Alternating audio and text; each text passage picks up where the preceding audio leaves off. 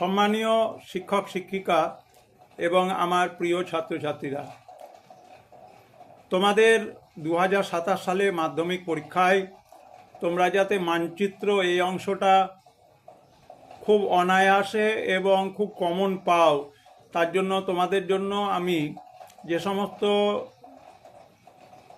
Map পয়েন্টিংয়ের প্রশ্নগুলো এসছে সেগুলোকে বারবার করে তোমাদের সামনে তুলে ধরতে চাইছি। দেখো, এই যে মানচিত্র রয়েছে সেই মানচিত্রের উপরে তোমরা দেখতে পাচ্ছ যে রোল নাম্বার রয়েছে। অবশ্যই তোমরা মাধ্যমিকের যখন ইতিহাসে প্রশ্ন পাবে তখন সেখানে মানচিত্র পাবে, এবং তোমরা ভুল করো রোল নাম্বারটা লেখো না, তোমরা অবশ্যই রোল নাম্বারটি নির্ভুলভাবে লিখবে। এবারে আসি ম্যাপ পয়েন্টিংয়ে। দেখো শ্রীরামপুর দেখো, এখানে দেখো শ্রীরামপুর পয়েন্টটা রয়েছে।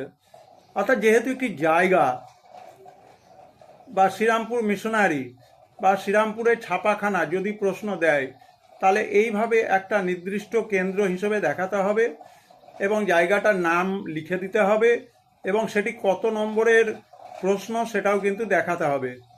যেহেতু প্রশ্নটা VSAQ 4টি থাকে, তার মধ্যে ন্যূনতম একটি করতে হয়। তোমরা যদি না করো তাহলে তোমাদের ওখানে যে 16টি কোশ্চেন আছে, যার মধ্যে 16টি কোশ্চেন করতে হবে, প্রশ্ন অনেক বেশি থাকে।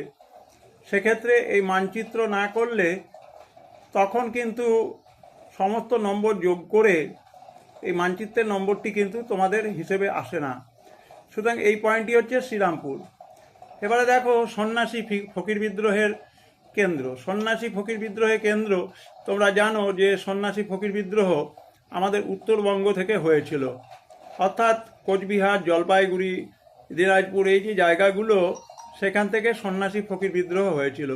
এটি মানচিত্রের ম্যাপ পয়েন্টিংয়ের 2.4.3। সুতরাং আমি যেটা বললাম যে তোমরা অবশ্যই মানচিত্র করবার সময় তোমাদের রোল নম্বরটি উপরে লিখবে। তারপরে দেখো দেশীয় রাজ্য ত্রিবাঙ্কুর। এই যে দেশীয় রাজ্য ত্রিবাঙ্কুর, এইভাবে কিন্তু সেট করে তোমাদেরকে দেখাতে হবে এবং পাশে তীরচিহ্ন দিয়ে নিয়ে গিয়ে সেখানে ত্রিবাঙ্কুর এবং 2.4.2 এইটা কিন্তু লিখতে হবে।